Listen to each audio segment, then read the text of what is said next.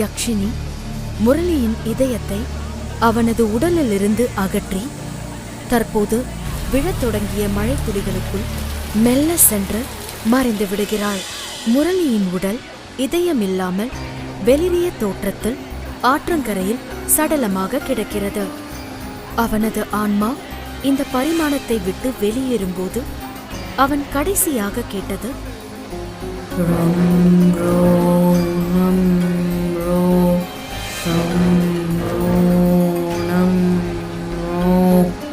என்ற மந்திர சொற்கள் மட்டும்தான். டைப்ரைட்டரின் டைப் அடிக்கும் சத்தம் கேட்க கோட் அணிந்த நபர் கதவுகளை மூடிய அறையில் தன் கதையை டைப் செய்து கொண்டிருந்தார். அந்த நபர் பெரிய வட்ட மூக்கு கண்ணாடிகளை அணிந்திருந்தார். எல்லா பக்கங்களிலும் புத்தகங்களால் நிரப்பப்பட்ட ஒரு அறையில் அவர் தனியாக அமர்ந்திருந்தார். அவரின் மேசைக்கு மேலே இருந்த ஒரு ஆஷ்ட்ரேவில் சில புகைத்து அணைக்கப்பட்ட சிகரெட்டுகளும் சாம்பல்களும் இருந்தன. அதனுடன் பாதி எரிந்த சிகரெட் ஒன்று புகைந்து கொண்டிருந்தது. எழுத்தாளர் தனக்கு தானே சொல்லிக் கொள்கிறார், இந்த பாட் முடிஞ்சது. இப்போ அடுத்த பாட்டுல வந்தனா தன் புருஷனோட சாவுக்கு பழி வாங்கறதுக்காக போவா. அவளோட சாபம் என்னன்னு கண்டுபிடிப்பா. அப்புறம் அந்த ஆன்மாவுக்கு சாப விமோச்சனம் கிடைச்சிரும். கதையும் நல்லபடியா முடிஞ்சிரும். வாசகர்கள் கண்டிப்பா இதை விரும்புவாங்க. ஆனா முரளிக்கு தான் வருத்தமா இருக்கும். என்ன செய்யறது? ஒரு உண்மையான திகில் கதை முன்னேற ஒரே வழி மரணம் மட்டும்தான். இதை சொல்லி அவர் ஒரு சிகரெட்டை பற்ற வைத்து தனது மொபைல் போனில் ஒரு எண்ணை டயல் செய்து யாரையோ அழைக்கிறார். என்று தொலைபேசியில் கொட்டாவி விட்டபடி கேட்டது ஒரு குரல். ஹலோ ஜெகதீஷ், கதை ரெடி ஆயிடுச்சுன்னு சொல்லதான் கூப்பிட்டேன் என்று எழுத்தாளர் நிதானமாக சொன்னார். ஓ சூப்பர் சார், கங்க்ராட்ஸ். ஆனா சார், இத நீங்க காலையில என்கிட்ட சொல்லிருக்கலாமே. இப்படி நடுராத்திரியில என்ன கூப்பிட்டு சொல்லணும்னு அவசியம் இல்லையே என்று ஜெகதீஷ் அரை தூக்கத்துடன் சோர்வாக கேட்டான்.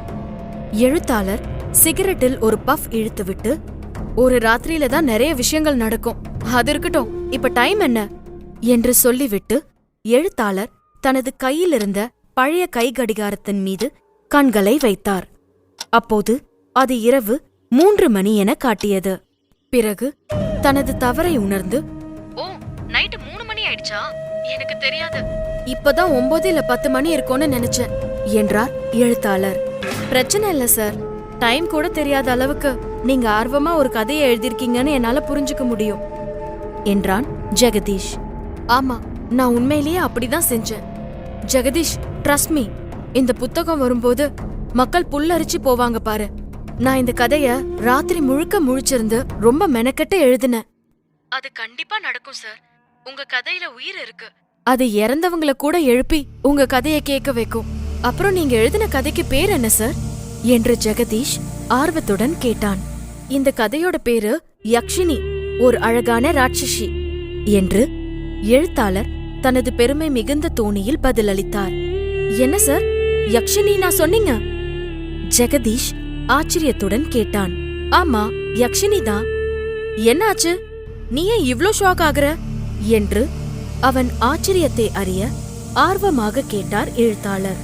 சார், இந்த யக்ஷினி உங்க கிராமத்துக்கு பக்கத்துல இருக்கிற கிருஷ்ணா ஆத்துல தான் சுத்தி திரியறதாவும், ஆண்களோட உல்லாசமா இருந்துட்டு அப்புறம் அவங்கள கொன்னுடுவானோ நான் கேள்விப்பட்டிருக்கேன். ஆமா, நானும் கேட்டிருக்கேன். அதுக்கு என்ன இப்போ? சார், நீங்க யக்ஷினிக்கு பயப்படலையா? அவ உங்களை ஏதாவது செஞ்சுட்டானா?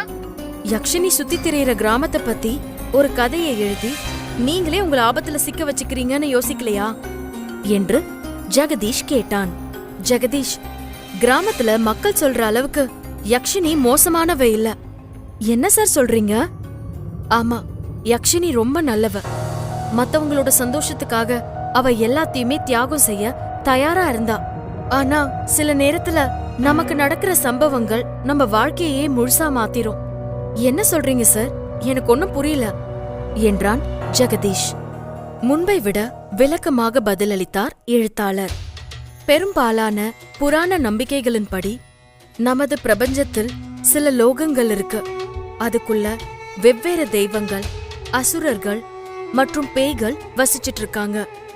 பூமிக்கும் இந்த லோகங்களுக்கும் இடையிலான தூரம் படிப்படியா வேறுபடும். மேல விஷ்ணு லோகம் மற்றும் அடியில யக்ஷினி, அப்சரஸ் மற்றும் யக்ஷஸ் லோகங்கள் இருக்குது.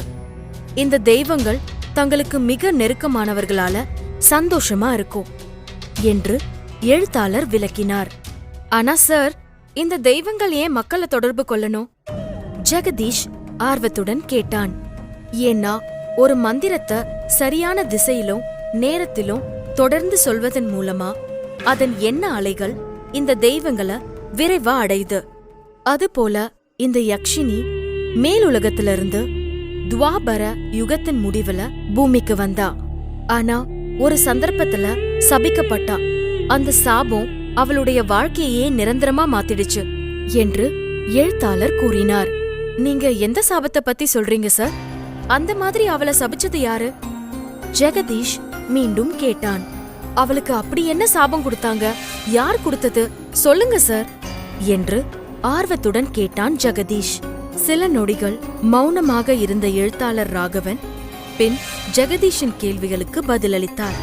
அதுக்கான பதில தெரிஞ்சுக்கணும்னா என் புத்தகத்தோட 2ஆம் பாகத்துக்காக நீ காத்திருக்கணும் என்றார். ஜெகதீஷ் கிண்டலாக, உங்க புக்ஸ் விக்கிறதுக்கு இது ஒரு நல்ல மார்க்கெட்டிங் டெக்னிக் சார் என்றான். கண்டிப்பா ஜெகதீஷ், என் புக்ஸோட நான் அனுபவிச்ச வலியையும் சேர்த்து விக்கிறேன். அந்த கண்ணீருக்கு எவ்ளோ பணம் கொடுத்தாலும் போதாது. எது எப்படியோ ஜெகதீஷ், பிறக்கும் போதே யாரும் கெட்டவங்களா பிறக்கிறது இல்ல. சில சந்தர்ப்ப சூழ்நிலை அவங்கள கெட்டவங்களா மாத்திடுது என்றார் ராகவன். ராகவன் சொன்னதை கேட்டு சற்று குழம்பிய ஜெகதீஷ், இப்ப நீங்க என்ன சொல்ல வரீங்க? உங்க புக்ல இருக்கிற யக்ஷினி கெட்டவ இல்ல, சூழ்நிலை தான் அவளை கெட்டவளா மாத்திடுச்சுன்னு சொல்ல வரீங்களா என்று கேட்டான்.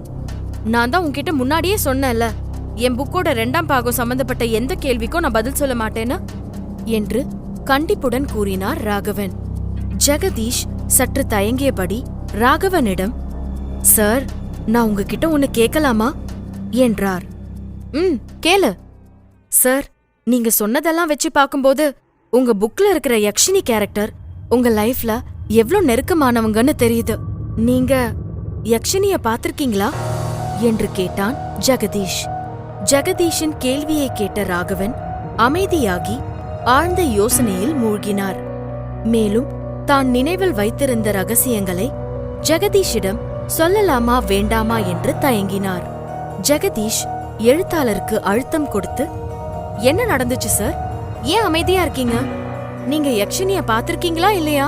ராகவன் மெதுவாக சிகரெட்டை புகைத்தபடி, நான் யக்ஷினிய நேர்ல பார்த்ததில்ல, ஆனா அவ இங்க என் கூட தான் இருக்கா என்று கூற சட்டென அழைப்பு துண்டிக்கப்பட்டது.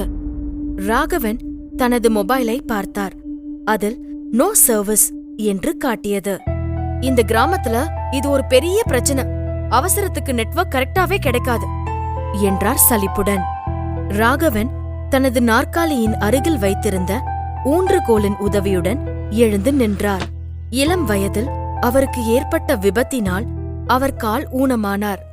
அவர் 2 அடிகள் முன்னால் எடுத்து வைக்க திடீரென்று அறையில் இருந்த விளக்குகள் விட்டு விட்டு எரிய தொடங்கியது. திடீர்னு இந்த பல்புகளுக்கு என்ன ஆச்சு என்று குழம்பினார் எழுத்தாளர். பலத்த சத்தத்துடன் வீட்டின் கரண்ட் பாக்ஸ் வெடிக்க அறை இருளில் மூழ்கியது.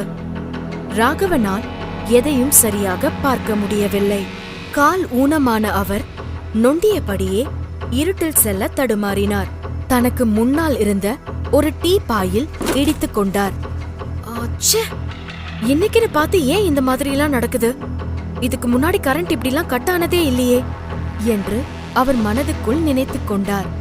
அப்போதுதான் அவருக்கு லேசாக சிந்தனையில் பொறி தட்டியது. தன்னை சுற்றி நடப்பது அமானுஷ்ய சக்தியின் வேலையாக இருக்குமோ என்று பயந்தார். இல்ல, இது அவளா இருக்காது, இது வெறும் பவர் கட் தான் என்று தனக்குத்தானே தைரியம் சொல்லிக் கொண்டார் ராகவன். தைரியத்தை வரவழைத்துக் கொண்டு மேலும் 2 அடி எடுத்து வைக்க மூடப்பட்டிருந்த அறையின் கதவு தானாகவே மெல்ல திறந்தது. ஒரு மங்கலான வெள்ளை வெளிச்சம் மறுபுறம் நின்றிருப்பதை அவர் பார்த்தார். ஊன்றுகோலின் உதவியுடன் நின்றிருந்த எழுத்தாளர் அதை பார்த்து மெல்ல பின்னால் நகர்ந்தார். திடீரென்று ஒரு கை தனது ஊனமுற்ற காலை பிடித்து இழுப்பது போல உணர்ந்தார். அதனிடமிருந்து தன்னை விடுவித்துக் கொள்ள போராடினார். ஆனால் அந்த கை அவரது காலை பலமாக இழுக்க அவர் நிலை தடுமாறி பொத்தென கீழே விழுந்தார். ஆ, என் கால் என்று அவர் அலறினார். இருள் காரணமாக அவரால் எதையும் பார்க்க முடியவில்லை. மெதுவாக தனது கையை தன் ஊனமுற்ற காலருகே கொண்டு சென்றார். அவரது கை தன் காலை பிடித்திருந்த வேறொரு கையை தொட்டது. பயந்து அதிர்ந்து போன அவர் உடனடியாக அந்த கையை அகற்றி அங்கிருந்து நகர்ந்தார். ஆனால் இப்போது அவரது கால்களை யாரும் பிடிக்கவில்லை என்று உணர்ந்தார். கதவை நோக்கி ஊர்ந்தபடி அந்த அறையை விட்டு வெளியே செல்ல முயன்றார். சடார் என்று அவருக்கு முன்னால் இருந்த கதவு பலமான சத்தத்துடன் மூடியது. திடுக்கிட்டு பயந்தார் ராகவன். யார் யார் நீ யார் என்று பயத்துடன் கேட்க, நான் யக்ஷினி, உன் மரணம் என்று இருளிலிருந்து ஒலித்தது அந்த கோரக் குரல்.